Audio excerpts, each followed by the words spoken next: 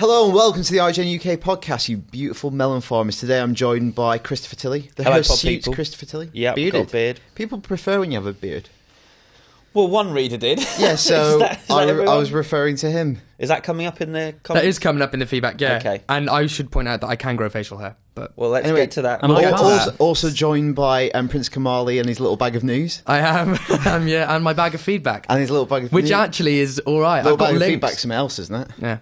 And also the recorder of podcasts and the destroyer of worlds, the Ginger Prince, the man and the knobs, Richard Burfart. Hello, how you doing? And podcast is now in session. This is quite a complicated intro. Speaking of recording, I'm just going to move Tilly's mic. I think this is the one that keeps breaking. While you're on your phone, I actually put some thought into it. Can you hold it? Can you hold it for the whole of the podcast? And the microphone for those listening?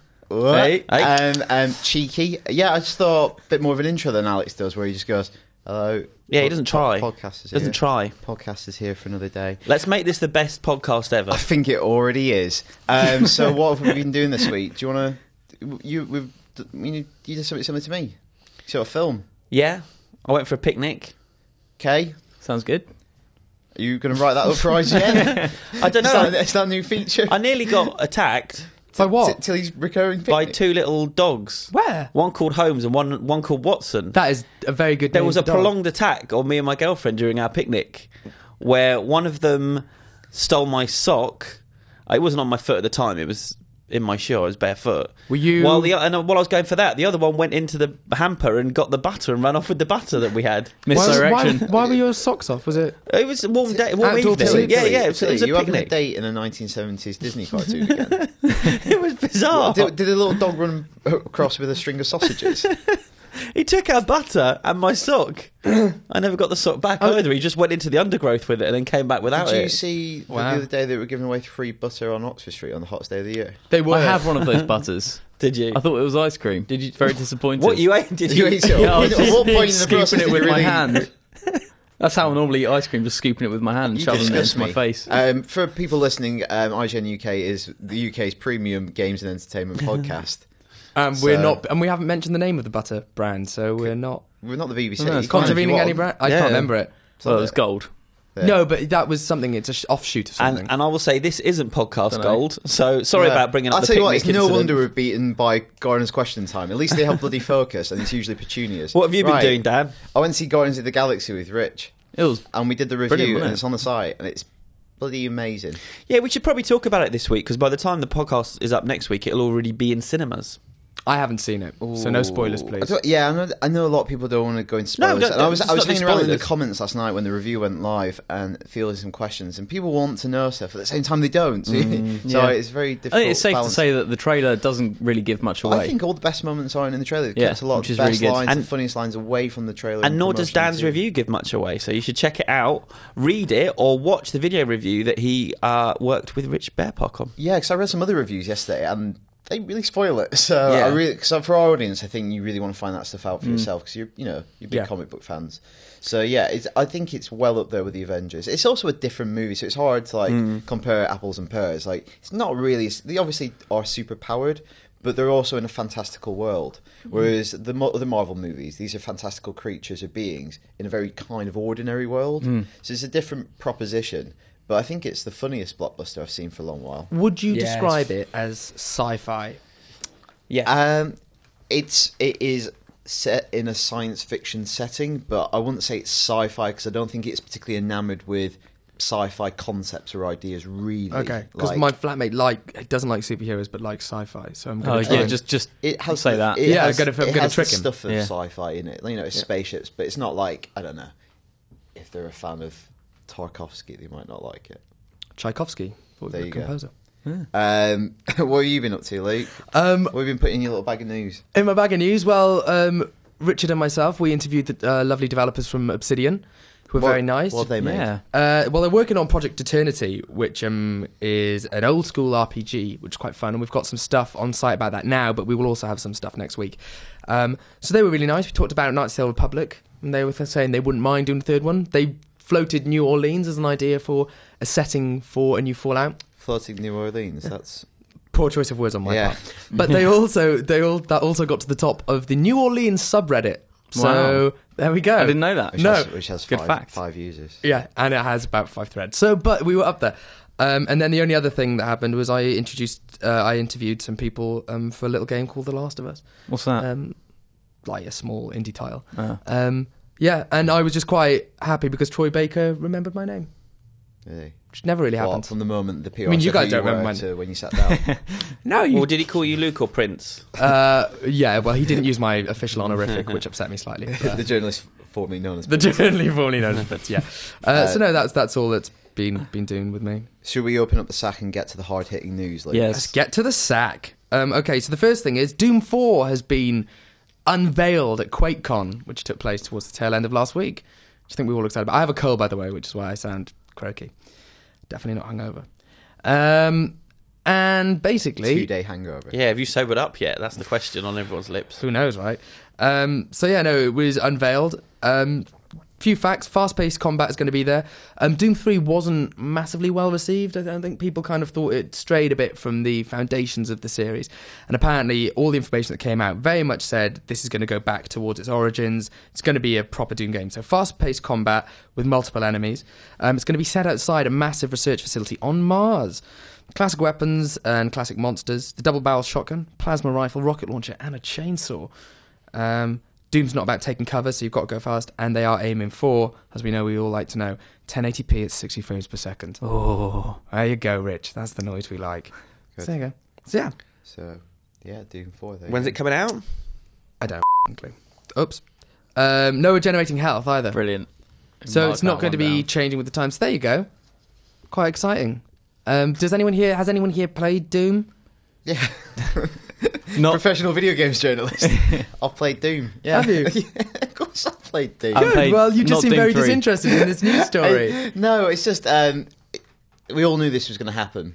You know, obviously Doom 4... What, that we're going to talk about a new game? The Doom 4 was going to come out, and it's I think it's a bit of a damp squib of an announcement, really, because it's the game everyone knew was coming, and not to put out like a lot of gameplay footage or go big on it at announcement. It's like, oh, we're doing Doom 4, and it's just like, well, Yeah. I thought you were. Like, Yeah. you know what I mean? It's, That's called stating the bleeding obvious, isn't yeah, it? and then True. saying it's good that they're going back to the heart of the series, but how many times have you heard that sort of tact? It's what you do periodically when you've made up-team sequels and versions and incarnations of the game. Well, they are just calling it Doom, aren't they? Rather Yeah. than Doom 4. Right. Yeah. So is this going to be the final, and they're just going to add stuff? Well, to me, that screams it's reboot. like a Tomb Raider thing or whatever, but Yeah.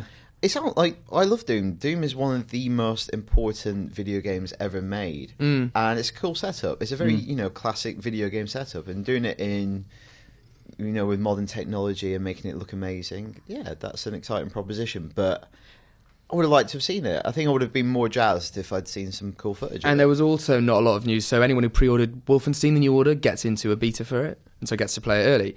Still no news about when we'll see that beta. So really, in terms of I'm glad- actual news... Glad you pre-ordered then. Yeah, but actual news, there you go, not a lot. Should we get on to, again, some more speculative news? Yeah, I speculation. think we do this every week. Just very vague. It's almost like we're finding things on the internet and then making them into hard-hitting news. Yeah, there's a few of them here.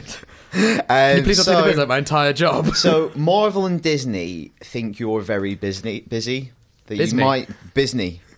That's how they do Disney. Disney.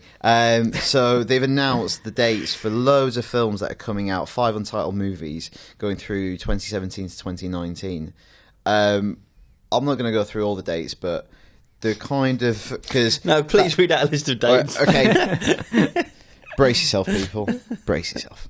No, so in 2015 we've got Avengers, Age of Ultron, Ant-Man locked in. They're locked. It's locked. The only one we've got confirmation of in 2016 is Captain America 3. And then it's all untitled. So there's another one in 2016, 3 in 2017, 2 in 2018, and then also, if that wasn't enough, 1 in 2019. So Oh my god! put it in your calendars now. I've actually put it in my Google Calendar. Wow. Is it going to be the end of Phase 3, maybe 2019? This is taking you right up to phase 119. Yeah. So what do we think those are? Do you have any inklings, Chris, in your gallbladder?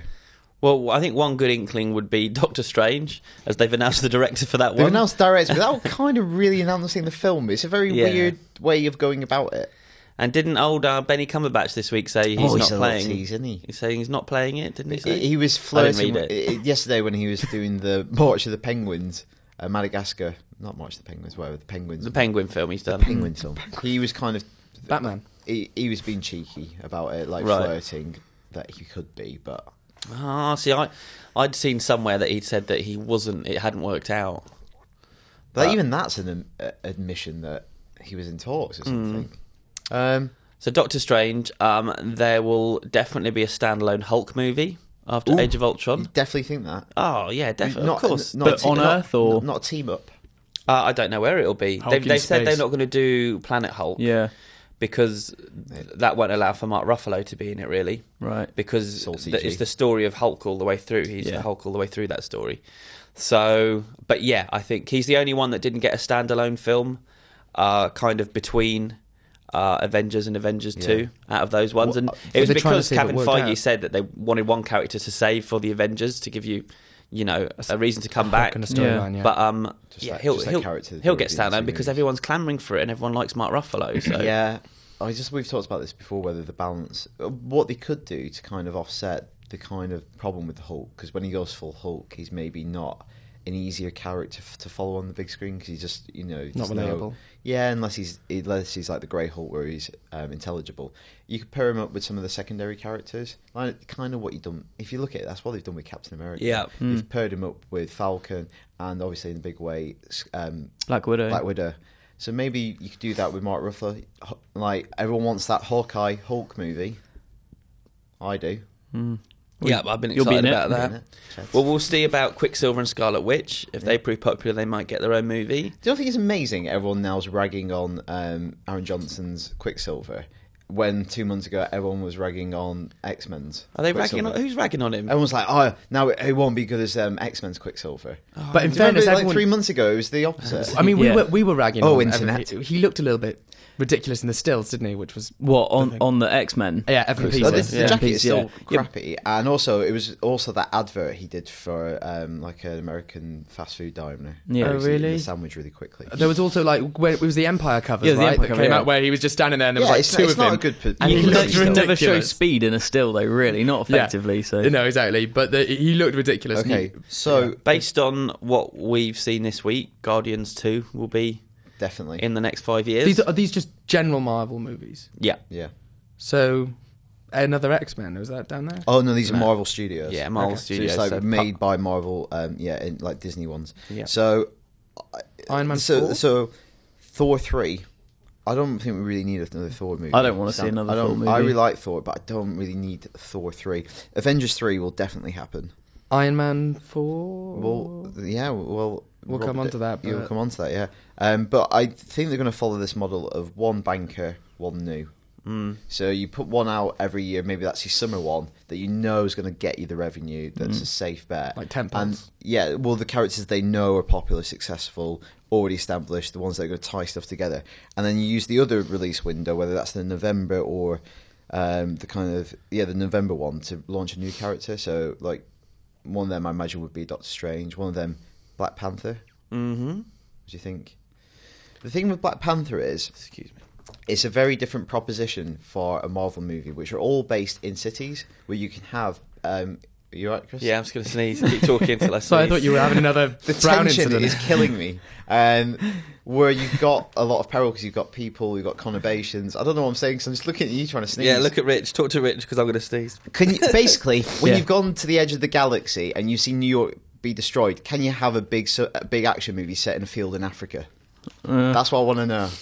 Predator. Exactly. Repeat it. So What about Shazam? That's DC. DC. So I'm not on the superhero show, isn't it? One of the many reasons. Anyway, let's move on because it's boring talking about dates for things that we don't know what they are. So Rich, I have a very nice piece of news now. Luke sent this story around yesterday to us, and I really liked it. So it was a guy lost his dad, and they used to. You're right, Rich. This is a really nice story. It gets better. It's quite sweet. It gets better. So a little boy lost his dad when he was 6 years old, and his dad had an Xbox. And I don't know. It doesn't say whether they used to play it together. But he booted up the Xbox again, and he found that his dad's ghost was on the track for the game. So it was a racing game. Yeah. So which racing game was? It does in the story. I can't remember. Sorry, I should have looked at this before, shouldn't I? Should have, yeah. I should make it clear, ghost is in, like, the ghost of his fastest lap rather than exactly, yes, sorry. Spirit. So the ghost of his fastest lap was still on the Xbox console, and this... so the kid found this. It was kind of like he's seeing his dad again, seeing his dad racing again, which is really kind of nice to be able to see that. And so he started playing it until he was getting faster and faster lap times, and eventually he got to a point where he was getting as fast as his dad's car was getting, and then eventually it got to a point where he was surpassing his dad's car. And there's a really nice quote from him, and he says, "And so I played until I was almost able to beat the ghost, until one day I got ahead of it. I surpassed it, and I stopped right in front of the finish line, just to ensure I would not delete it. Bliss." That's quite sweet. Yeah. So his dad's kind of going to live on forever in the game. In second place. No, in first place. He's going to stay in first place. You let him win. Yeah. Let the Wookiee win. What game was it? I really want to know now. It's a racing game. Does it even say, Luke? Yeah. Can I I pretend didn't write the story. Can I pretend it's Mario Kart? I like to think it was Mario Kart. Yeah, let's believe it was Mario Kart. Inside an original Xbox game. That's all I've got in front That's a terrible of me. title for a racing game. Yeah. Yeah. Um, But it was a racing game. But it's a very nice story. I like that one. heartening. That's a nice story. I have one. I'm not sure how much of a story this is. Robert Downey Jr. hints that he might star in Iron Man 4. He kind of does.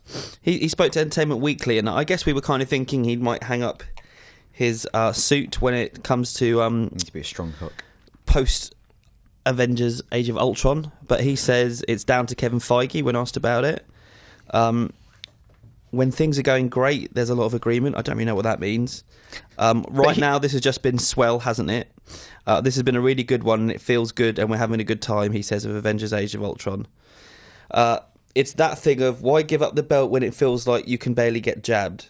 Most people are saying that right when they get knocked out, the future is, as usual, uncertain. What's he saying? I don't really know. But to me, when we're in agreement, surely, like, he's now the most, the highest paid actor in Hollywood. So surely it comes down to, if they throw him a big enough bag of money, wouldn't he do it? Yeah, they might not want to keep paying 75 million, though. Yeah.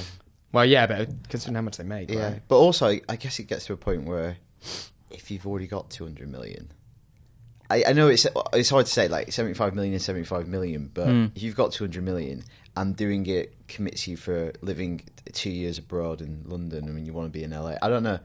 Maybe it isn't a great... He's like, I want to do something else. I said on the superhero show last week, I felt like this Age of Ultron plot that's been sort of seeping out feels like it could be a swan song for Tony Stark. Like, dramatically. Just the way they're setting it up. Exit route, doesn't it? Yeah. And we haven't even seen it, but it sounds like... But Iron Man 3 was the most successful Iron Man movie, so... Yeah, but they're almost setting him more and more as like an Oppenheimer kind of character. That his brilliance, his genius will be his destruction. And if he creates Ultron, I guess he might be forced to walk away, both in terms of the story and Marvel will write him out of the universe. But he'd already know that by this point, wouldn't he? If they've pretty much finished shooting And it. it is a very cagey answer. He sounds like sounds like a poetic boxer. Yeah. Even if they did write him out for one or two films, I'm sure he'd be back if they wanted. Or you could have him in a cameo role where he's not necessarily Iron Man. Yeah. But he is Tony Stark as a kind of, I don't know, overseer of the Avengers Initiative, which he originally set up. So they use his tech and facilities, and he's there for maybe a housekeeper, wisecracking guidance. He's like Hugh Hefner. Yeah, but like bringing in a new set of Avengers, that's what they'll do. Yeah. So vagueness from Robert Downey there. Cool. So the next piece we have is a rumoured plot for Star Wars Episode 7. Oh, can I stop listening to these?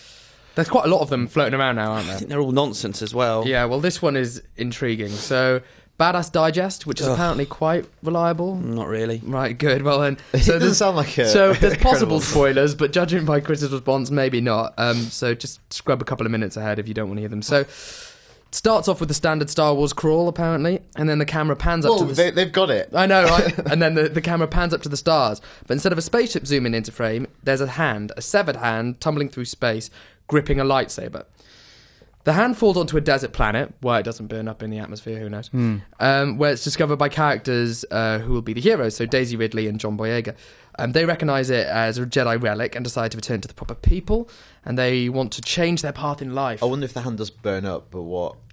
Did it say it's holding a lightsaber? Yes, so maybe the hand does burn up, and then what's left is the relic of the light. Yeah, true. So anyway, this quest then takes those two off-world, where they meet Han Solo and Chewbacca, who aren't flying around in the Millennium Falcon anymore, and there's an insinuation that they're flying something else important, but they're not telling us what it is. Anyway, so they recognise the lightsaber as Luke Skywalker's. And they say they haven't seen their friend in 30 years since the events. So Luke is allegedly off with Leia, and they're just... Oh, no. No. But why has Leia not seen her... Oh, I don't get it. Anyway, come on, this is your favourite film you're talking about. Well, apparently. So anyway, then begins on a quest. The villains are apparently on an ice planet. Doesn't say the name, but that sounds like the ice planet of Hoth. Nefarious forces are building a super weapon, one capable of destroying not only planets, but entire solar systems. They make the point that it echoes the beats of A New Hope, so the hand replaces R2-D2 as a call to adventure. The heroes meet up with Han and Chewie, leaving on a quest against a backdrop of unrest. So... someone sent me this, and I started reading it, and after I got 2 sentences in, I just thought, this is ridiculous, and I stopped reading it. But it just doesn't sound even slightly believable. It sounds like one you could make... It's probably the storyline you would make up. It does, what can you take from the original and then just amplify? Like Death Star, it can destroy entire solar systems. Yeah. Imagine aiming that. That'd be well hard to aim. Yeah. I don't know, I don't think it sounds great. I mean, someone says here, could Luke's hand be his robotic replacement? No. Because I wasn't severed. Question. Yeah. But I guess the logic they're going for, that because when he severs it in Bespin and it drops down, he's holding the lightsaber. Well, you'd think so, but you'd think so. Left, and that's the relics. That's Anakin's. Well, that's kind of what I thought. Unless they're making the point, but so either that's been floating around in space for 30 years, or his hand's been chopped off again. In which case, he needs to start being more careful with his hands. No, but he could have landed on a planet, and then it's like the lightsaber lands, the hand's burnt up, and then it's there for 30 years in this desert planet where it's preserved because it's in a desert, and then they find it 30 years later. Yeah, so then that is. I don't think the hand's falling for 30 years. I think it's like it lands on the planet and then becomes. And then that also provides quite a nice link to Anakin and the whole Darth Vader aspect. I don't know. I don't think it's legit, but hey. Looking into it quite a lot, really. Well, yeah. The only thing I heard was that John Boyega was the main character in the film, which that would kind of back up. I heard that from one source, and I was waiting to get a second source before I did any kind of story on it. But now I've said it out loud. Oh. But that would seem to back that up, that he might be the main character, which would be cool because he's a really good actor. You saying that's not going to be a story on Badass Digest. Badass Digest. Badass Digest. It's not really the New York Times. It's like Reader's Digest, only for people who are a little bit more hardcore. Whoa, people who read Reader's Digest are pretty hardcore. Really? Yeah, you have to be to read Reader's Digest. And do the word search. Anyway, good. So, Ben Affleck. For people who listen to the podcast and wondering why we're not talking about Comic-Con specific news, it's because we record the podcast at the end of the week. So a lot of the Comic-Con stuff hasn't really happened. So imagine some of those Marvel gaps are probably going to be filled in by the time we listen to this. Probably. But one of the things we have seen at Comic-Con so far is there's been another still of Ben Affleck as Batman. And obviously not the best thing to do on an audio podcast, but it's there. You can find it. Yeah. Google it. I think it looks great. He's got a good Batman face, hasn't he? Yeah. That's my expert insight on the still of Ben Affleck. Big chiseled face. Yeah, and also a good chin. Like you couldn't achieve that chin through kind of CGI manipulation. It's impossible. Such a good computer can't render such a chin. It's not a good prosthetic, it's a good chin. Also quite stubbly. Discuss. I didn't see that it was stubbly. We've already gone through a Batman Chris, picture before. Discuss it for 20 minutes. I don't know what to say. Analyse the chin. I don't think this is that much more exciting than the last Batman picture that they released. Chris, we've got to do this for the next 2 years. Just get on board. Yeah. If you're tired of it now. I don't know what's being said about it. Is there stuff going around about it? Snyder said in the film he will have the chin for the majority of the film. It's not an origin story of the chin. It just starts off and you go with it because he has the chin already. Yeah. I don't think they need to explain it. By now, people know that Batman has a chin. Yeah. So I think I'm on board with this decision. It'd be weird if he didn't have I think it's a smart decision by chin at all. Snyder. I don't want a 2-hour origin story of the chin and the dimple. If it's all down based on the chin, I'd be pretty pissed off at this point if I was Jimmy Hill. Yeah, this should have been his role. He's known as the chin. Absolutely shocking.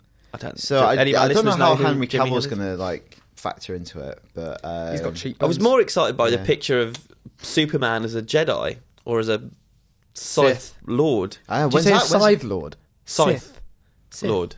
Sith Lord. This week, which he's Zack fuming Snyder now. tweeted. He's fuming. So when's that been announced? That crossover. It would be awesome. Mind blowing. I got told off on my Twitter though for making a joke about Chris, you've been sarcastic on Twitter about people aren't understanding it. about Henry Cavill being a miserable Superman. I got told that was unprofessional to write that. By whom? By some people on Twitter. Why is that unprofessional? Having an opinion when your job is to have opinions. I just said kind of in passing. I said professional. It was a joke picture that Zack Snyder put. I just put underneath the picture. It looks like his Jedi is as miserable as his Superman. He is a very mournful man, it seems. Everyone he knows died. Someone wrote to me that he has just cause to be quite mournful. Yeah, but you can fly. Get a grip. That comment you made on the Superman Jedi pick was very unprofessional on your part. Bad journalism, giving the industry a bad name. To be fair, you misspelt Superman. And then he also wrote, nice cheap shot at Cavill in the Zack Snyder tweet story. Way to keep it classy. Who is when I think of you, the word that springs to mind is class. See, a lot of people who follow me on Twitter quite like me, or you always just have a go at you. Angry at me. Yeah. Chris, you're bloody unprofessional. Okay, so let's wrap this up. Okay, that's the news for this week. Comic-Con then. That's the thing that's happening right now in San Diego. Yeah, it gets bigger and bigger every year. It gets bigger and bigger, although this year there doesn't seem to be a huge... I feel like some of the studios aren't really going mad there. There's not... I don't know, there's not that much I'm excited about. So I've followed Comic-Con for several years now, but I've never been. You have, Chris. And I think we should just talk about the Comic-Con phenomenon, because it does seem like it gets bigger and bigger, even though there's more and more people there. That's what happens. But the convention centre isn't growing, is it? No. It's always been in the same place. It has always been in San Diego. Yeah, it's moved from place to place, San Diego. But it's there's more and more people coming there, so it's kind of spreading out a little bit more. So some of the hotels around about the way and concert halls and things like that are being utilised. And there is a planned expansion to the San Diego Convention Centre, I believe. Right. But I think the convention itself only has a contract there till maybe 2016, so it could leave. Yeah. But it's always been in San Diego. There was talk of it going to Vegas. There has been in the past, just because it's better equipped. It's such a shame, because doing some light reading, it's been there since 1970. So for it to leave San Diego would be very sad to the city as well. Yeah. It must bring in a lot of revenue. Yeah, affect the economy. But Chris, you've been. Yeah. You went last year, didn't you? There's too many people there. The crowds are hot and sweaty. Oh, it sounds and you spend all your time queuing up. You loved it then? I actually preferred it not being in the convention centre. We rent out some space at the Hard Rock Hotel, and we do live streams, and we have people coming to us for interviews, which is much more fun than running around in the heat. You're very much a man of the people. From hotel to hotel, trying to get through. You're just in a crush wherever you are, and you've got to queue up. So would you actually not recommend going then? Is it that? No, it's an experience. It's an experience. Once you've done it once, you might not want to keep going back. What's nice is the atmosphere there. I mean, I don't tend to dress up in cosplay stuff. You don't tend to. That sometimes you do. Well, I might do in a future podcast, which we'll talk about maybe next week. You missed this Sailor Moon. But what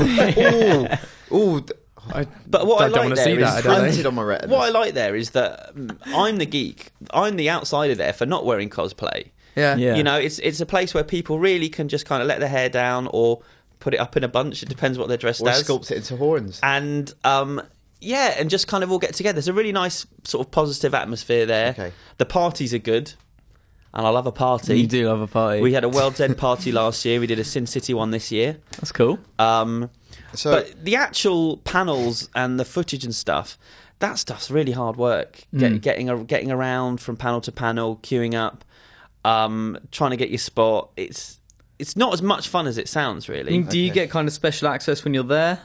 Sometimes you do, yeah. Sometimes I'll speak to someone from the film studio, but only because I work for IGN, and so that's not really helpful to people who are just going as a punter. But on the whole, from what I've heard, and it's not really geared towards press. It is still largely or ostensibly a fan event. There are definitely. Press do have to queue up for certain panels as well. Like there isn't a lot of special treatment for press. But the thing is, wanting to go back, originally it was called the it was called the Golden State Comic Book Convention, and over the years it's kind of morphed. It's like comic book convention. Now it's Comic Con. It's kind of been whittled down where Comic Con means this thing. It's like this like nerd or geek pilgrimage. Are they all affiliated, all the different Comic Cons? No. Some are and some aren't. Yeah, there's various networks. And what I wanted to ask you about is, it starts off this thing like comic book convention is quite a hobbyist kind of thing, people to meet up and share comic books and trade. And now it's a place where major studios, Disney movies, will have a panel and they'll use it as a platform to announce news worldwide. Has it lost its character and lost what it was meant to be? Yeah, well, there's a good documentary about that Morgan Spurlock made a couple of years ago. Is it called A New Hope? Something like that. Which, it talks to some of the comic book guys saying, that it feels like it's not the same as it used to be, and the studios have kind of hijacked it. But equally, others saying it's great. It brings more people, gets more people into interested in comics. The comic element is still there, but you've also got the movie industry. So my secondary question on that was, even though it might have changed, that's not necessarily a bad thing for the fans, because people want to sit in Hall H, which is a thing now. Hall H means something to people, it's a signifier of something. For these big announcements, it's not like they're getting shortchanged. They're getting what they want. And it's pretty exciting for all of us, the way the comic book movie has gone into the mainstream now from where it was 20 years ago. Because watching Comic-Con remotely, you still being there in the room is special compared to other events. I think, like, as a IGN reader, you could follow E3 better from your bedroom than I can on the ground in terms of seeing stuff. Apart from behind closed doors, you'll get a better overview and see more footage watching at home. Whereas at Comic-Con, there's still stuff that's shown that you don't get to see. Like, sometimes you get dodgy copies leaked on mobile phones. Yeah. It's the special stuff that you get to see because you're there. Yeah. Which is really like kind of unique. The one I wish I'd been in was the Tron footage that they showed.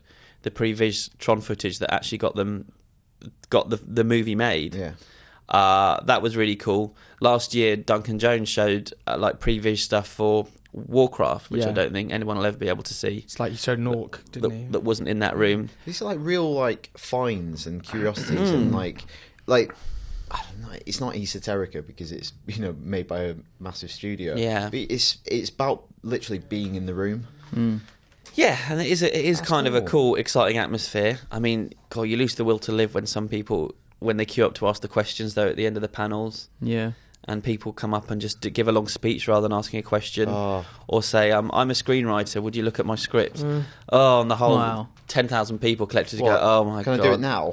I'm a bit busy, mate. There's been some amazing moments over the years, though. One that I'm particularly fond of, even though it turned out to be a massive turkey of a movie, was Ryan Reynolds reciting the Green Lantern oath to the little boy who was holding his ring.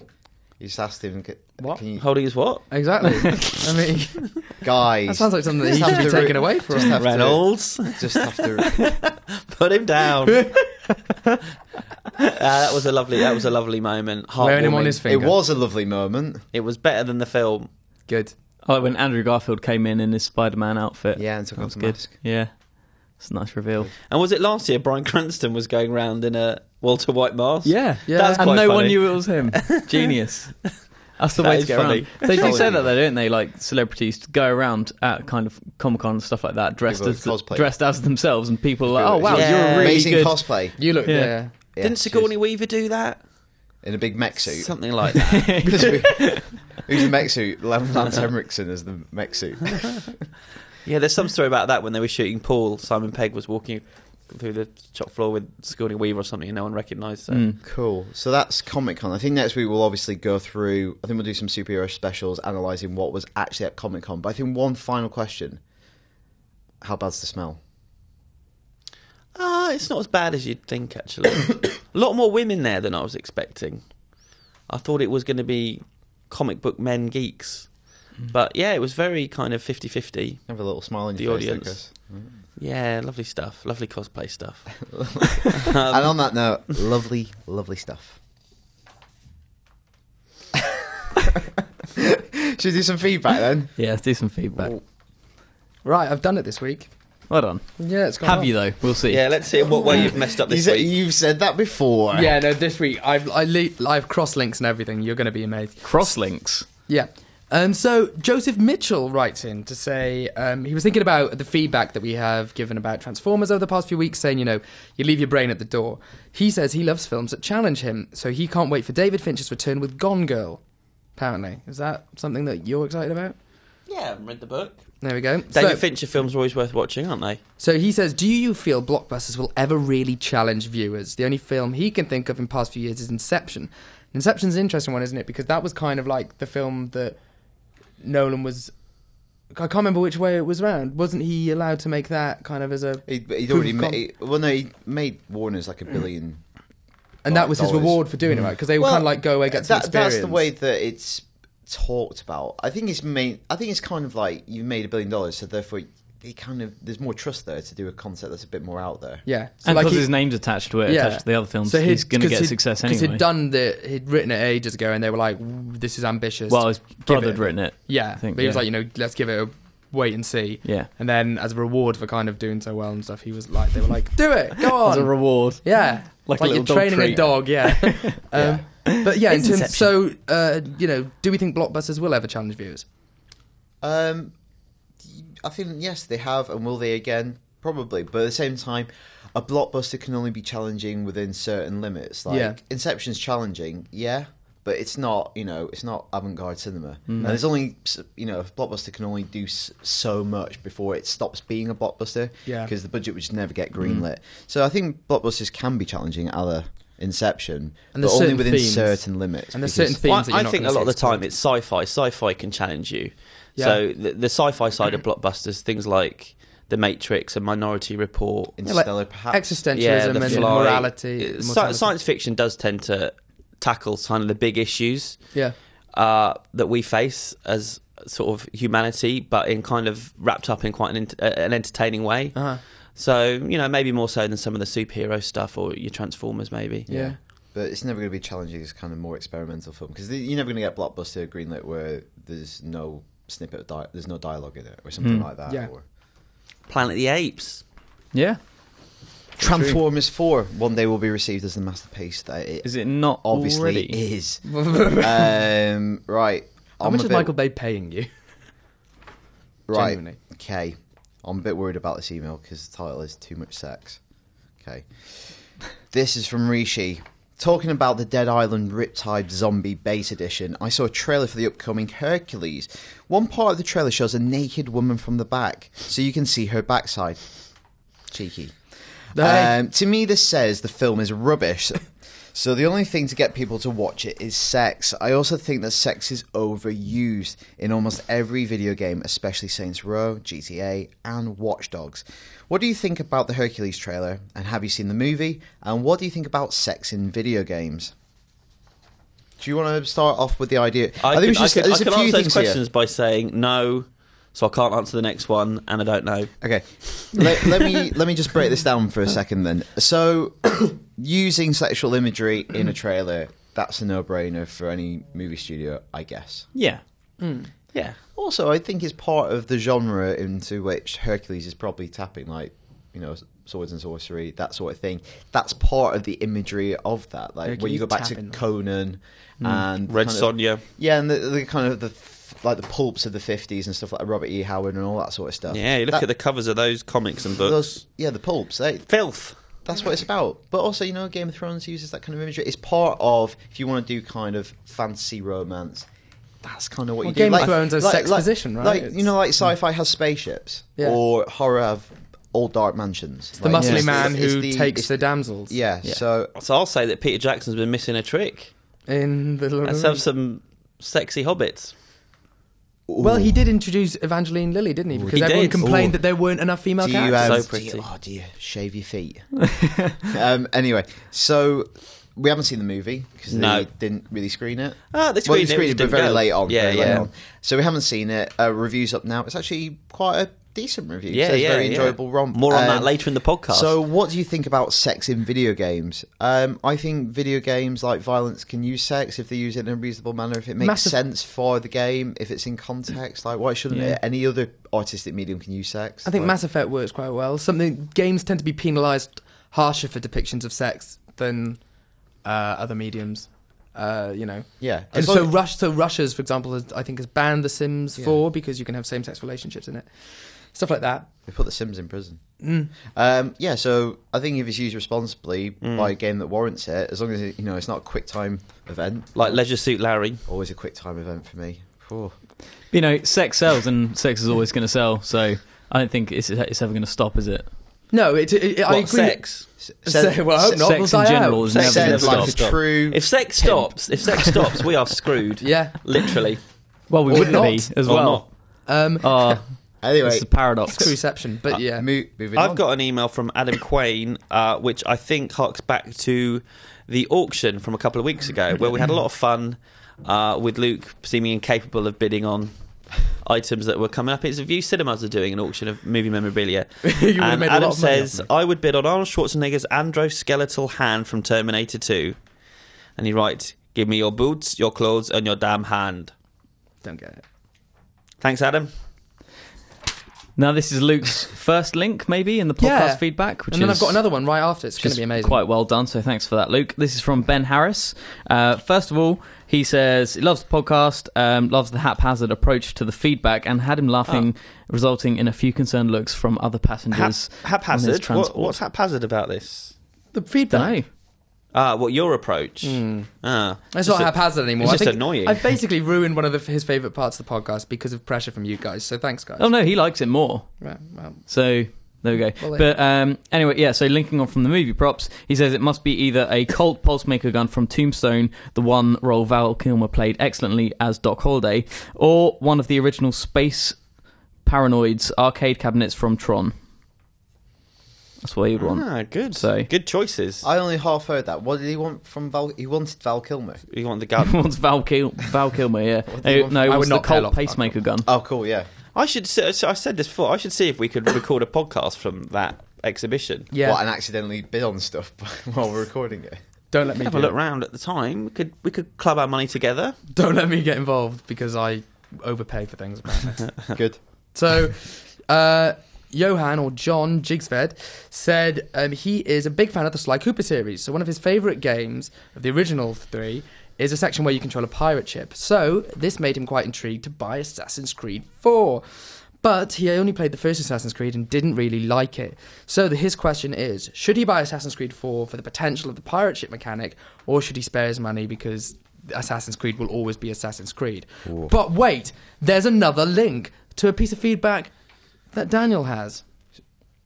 So we're doing this, not answering his question? Well, it feeds into answering it. Okay. This is from Michael. Assassin's Creed is my favourite game series, along with the British-made Total War franchise. Black Flag, I thought, stripped the franchise of its very best stealth missions, though it was a good game. I just felt it wasn't Assassin's Creed. So we'll loop this back into this question. Yeah, I think he's right. So I liked... Assassin's Creed 2 was, I think everyone agrees, was kind of the high point for the series. Assassin's Creed 4 doesn't really feel like that much of an Assassin's Creed game. But if he likes pirate ships, he'll bloody love it. Yeah. He's definitely got pirate ships in it. And you can upgrade it and stuff. I would recommend it. I think, out of all the PS4 games that I've had so far, the most game I've had fun with is Assassin's Creed 4. Yeah, so is this Johan? Johan is... Johan would bloody love it, because if he's into pirates... There are loads of pirates. It's basically all about pirates, and the storyline is good. You have pistols as well, and there's pirate ships. Yeah, I think you'd like it. I would recommend it as well. It is a very good game, and it's not too Assassin's Creed. I would go so far as to say, if he likes pirates, it's probably the premium and foremost pirate game available right now on PS4.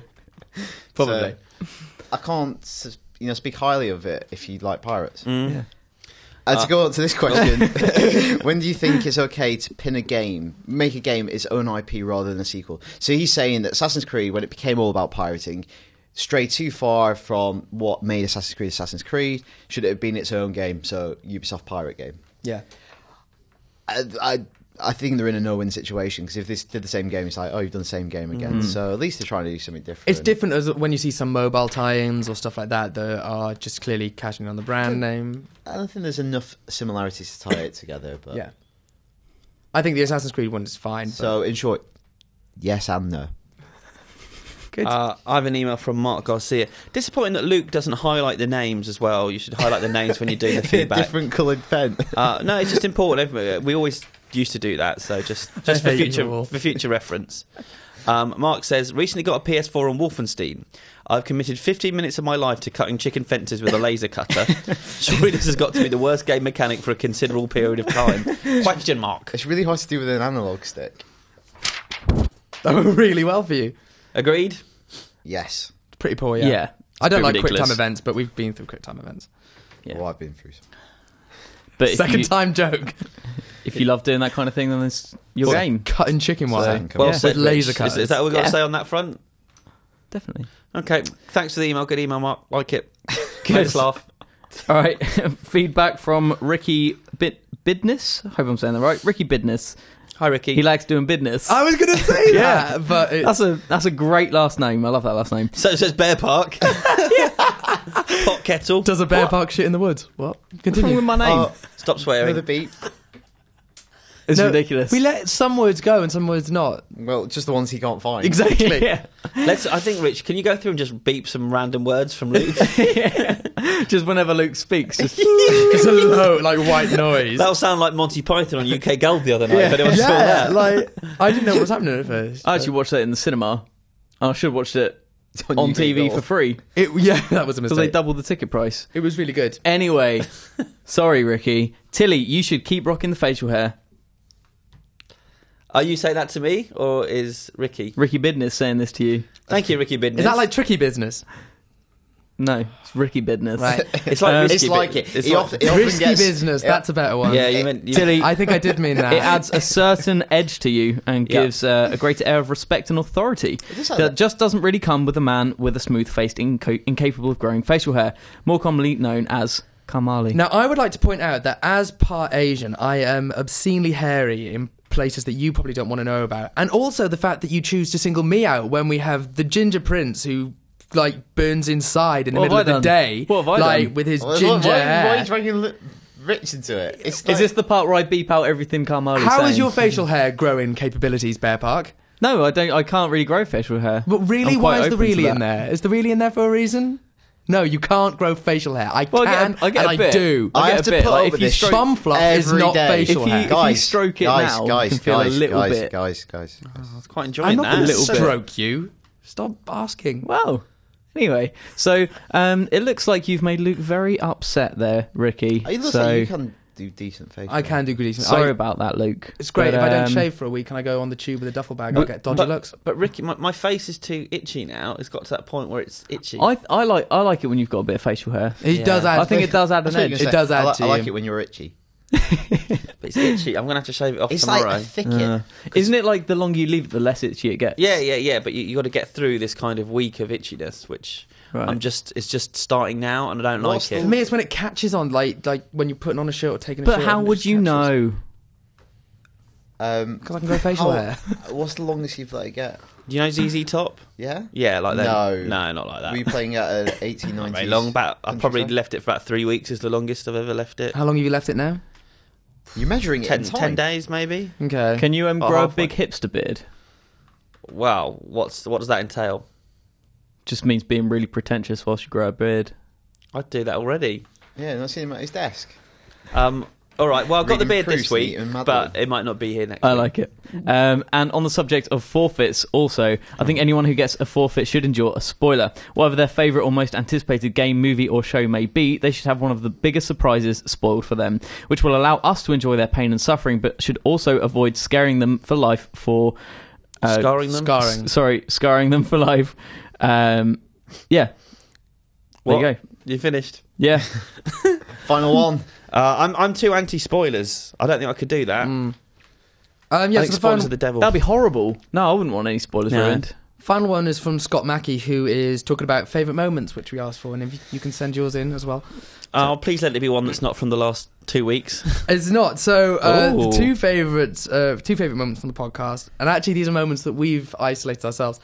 When Alex managed to screw up saying time for trailer of the week and came out with time for Tradell Time Bar, which is a very good one. It's a classic. And we have that. And the soundboard episode, so soundboard episode is podcast 113. Oh, is it? I thought we couldn't find the soundboard episode. No, we did in the end because we started playing it loud and Alex started getting really irate all over again. There's 2 soundboard episodes. Did Tom do one? No, Charlatan. I did them. It was my iPad. He doesn't have an iPad. You need an iPad. There's 2. There's that one where Alex says, "I'll break your fingers." But then there's another one that I can't you find. do it again, I'll break your fingers. There's another one where on the soundboard I downloaded the clip of Alex on Games Master and I cut it into little sections. And I saved it all episode. I was dying inside to use it. And then it was like, I think we were doing What's Out this week. Yeah. And he started. I said, "Oh, what's that game like, Alex?" And he did like a little potted review. And then I went, great graphics. great graphics to boot. And I started playing all these, and then he's without any humour to his response. I think he threatened to fire me, and then he walked out. So I found that one. Speaking of which, have you got the video, Rich, from a couple of weeks ago when Alex couldn't get the microphone stand working? Yes, I have. Let's review that after the podcast. He does not want that on, does he? No. Also, can you do it in slow motion? It's the God of War review. Oh, yeah, good. You're very good. Trouble crossing a chasm. So that's it. Is that it? Alex, we were looking through. So Alex found the first podcast we ever did. Yeah. And also the first ever. We used to have a phone line, and people could phone in. Are you on about this that happened last week? Yeah. When we actually did it on this podcast. Did we? Yeah. Let's not talk about it anymore. You were here. You were sitting right there. It's been a long 7 days. Anyway, so that's it for feedback. Very drunk. That's it for feedback. But before we move on, I just want to do a very quick thing. Congratulations, Luke, for doing good feedback. No, I'm not going to do that. I just want to thank all the people who listen to the podcast that donated money for me and Rich running 10k for special effects. Thank you very much, guys. I'm just going to read them out very quickly because I think you deserve a shout out. Jean-Pierre, Cameron, Reese, Lauren, Andrew Vogt, Josh, Katie, James, Josiah, Raphael, Seb, Jess, and Gareth, and then a couple more. Let's get some anonymous ones as well, aren't there? Some anonymous ones as well. They were all the anonymous ones were me. James and Elliot. I want to say thank you very much. Now, Special Effects are a very small charity, so it doesn't mean the money you donated will actually do something. It won't get lost. It'll be put to great use. And for anyone listening to this podcast, you know what a great form of escapism video games are. And these kids really could do with some of that. So thank you very much. Thank you very much, guys. And you should check out the Special Effect website because they do. And you can still donate. Yes. Justgiving.com/IGN. Thank you. Cool. Indulgence over. Out this week. Nothing really. What do we got, people? What's happening on the game side of things? Chris. Nothing really. So there's been no games released for about 3 months. Summer, innit? People go outside, in theory. The summer is when I played my video games when I was at school.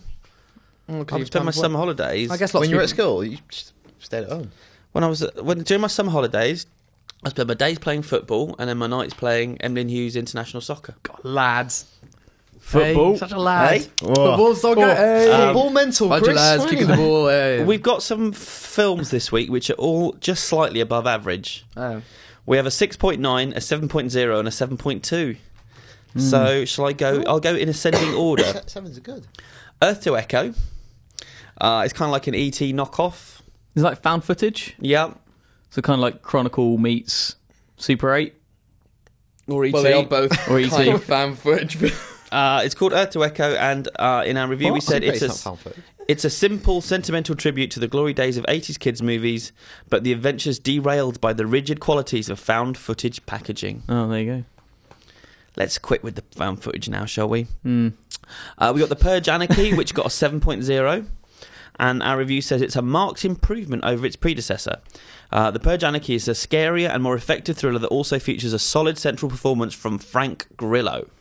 Frank Grillo in that's really good. You could see him being a really good Punisher. He's essentially the Punisher in Yeah. that movie. He's a good actor. He's a man's man. He's a man's man. He's awesome in The Grey. If you haven't seen The Grey, Saw Luke's face fall when you said "man's man." why? Why doesn't Luke like men's men? That's just a phrase, isn't it? Like, what does it mean? He has a father. what do you think it means? I don't know. So it's man's man. It means he's owned by someone. I don't know. Weird. He does. He has an agent. And finally, we've got Hercules, which scores a 7.2 from us, which is slightly better than I was expecting. Yeah, I was expecting a bit lower than that. It looked like a turkey. It felt like it was being buried. It still feels like it's being buried at the end of the summer.